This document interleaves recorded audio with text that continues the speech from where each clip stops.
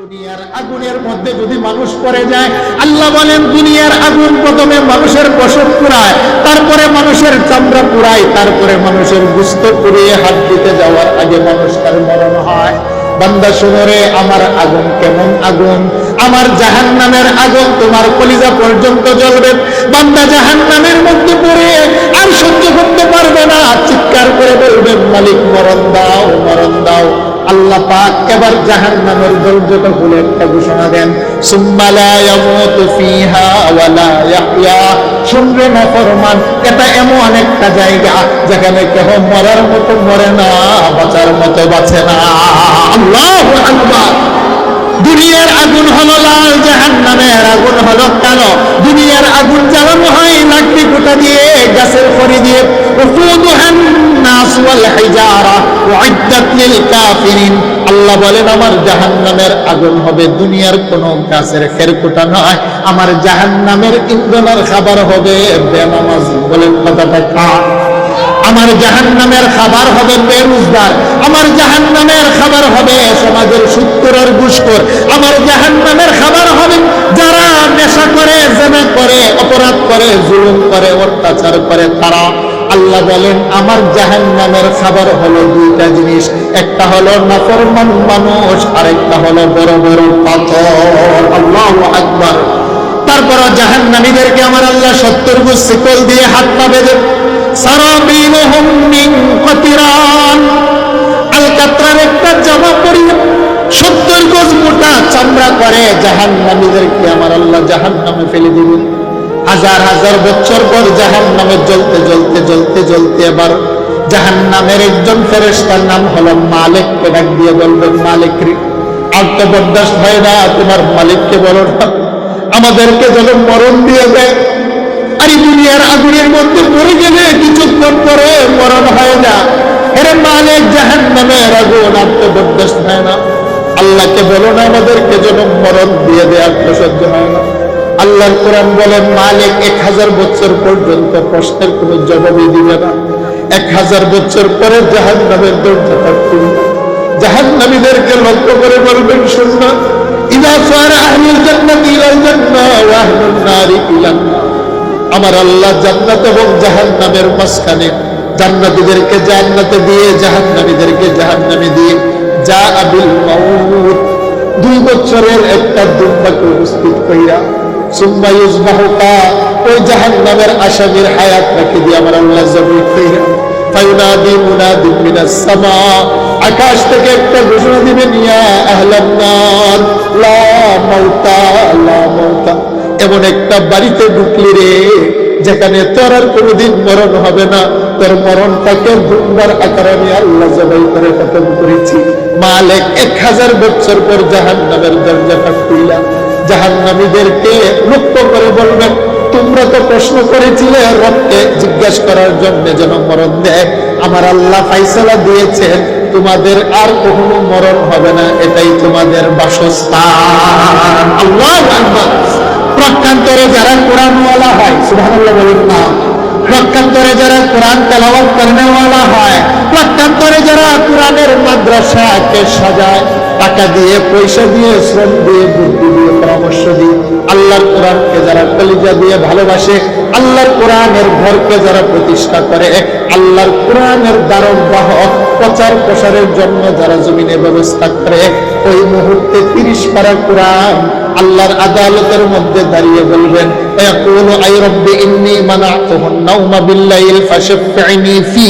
হে আমার রব, আপনার বান্দা আমাকে রাতের বেলা তেলাওয়াত করেছে, তার ঘাম ঝরানো টাকা পয়সা দিয়ে আমি কোরআনকে দুনিয়াতে বাস্তবায়ন করার জন্য চেষ্টা করেছে, আমি কোরআনকে তার ব্যক্তি জীবন ইল্লাল্লাহ লা ইলাহা ইল্লাল্লাহ লা ইলাহা ইল্লাল্লাহ লা ইলাহা ইল্লাল্লাহ লা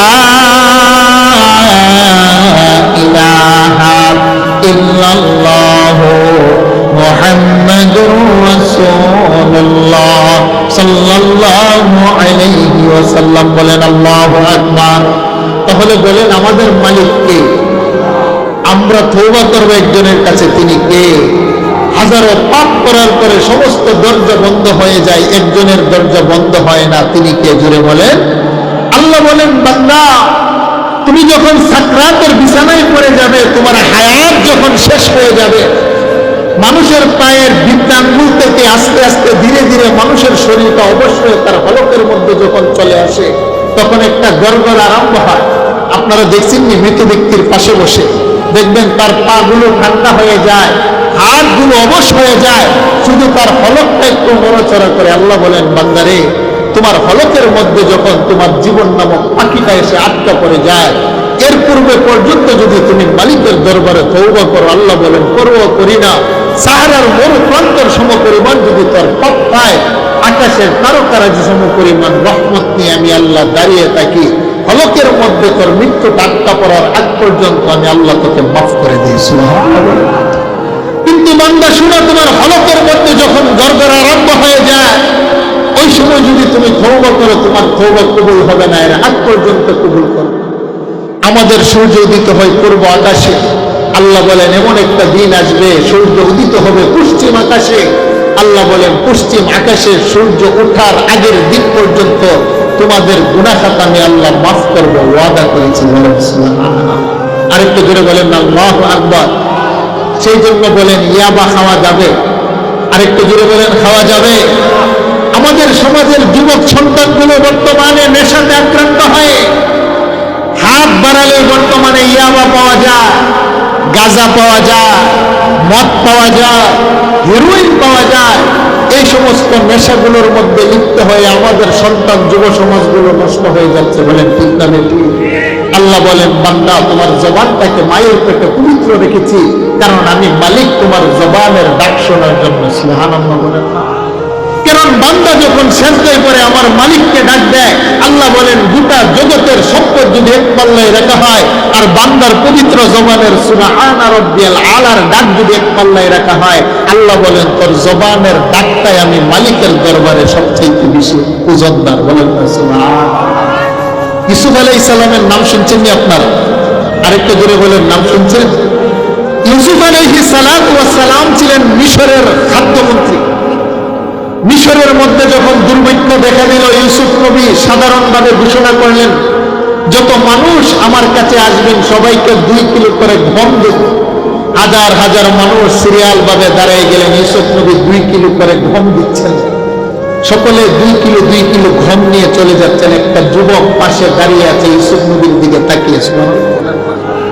ইউসুফ নবী বলেন, যুবক তোমাকে 2 কিলো গম দিলাম, তুমি চলে যাও, দাঁড়িয়ে আছো কেন?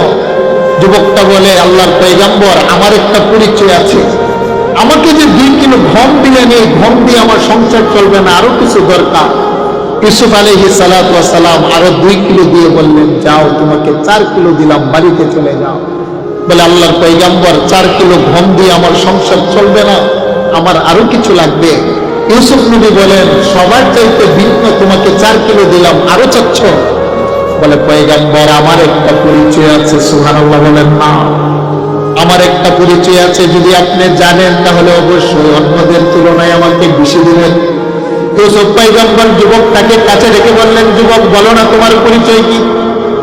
আমার জন্মস্থান হলো কেনানে, আয়ব নবী হলেন আমার বাবা। তুমি কি আমার কোনো ভাই কিনা? ছোটবেলায় 11টা ভাই ছিল, ভাইয়েরা ষড়যন্ত্র করে কূপের মধ্যে আমাকে ফেলে দিয়েছিল। বলো না তুমি কি আমার বাবার কোনো সন্তান বিনিয়ামিন কিনা? বলে, না না পয়গম্বর, আমি আপনার বাবার কোনো সন্তান, আপনার ভাই না।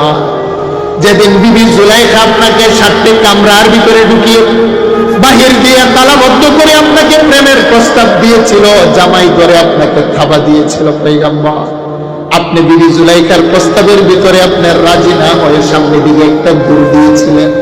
আল্লাহর কুদরতে 7টি দরজা খুলে গিয়েছিল।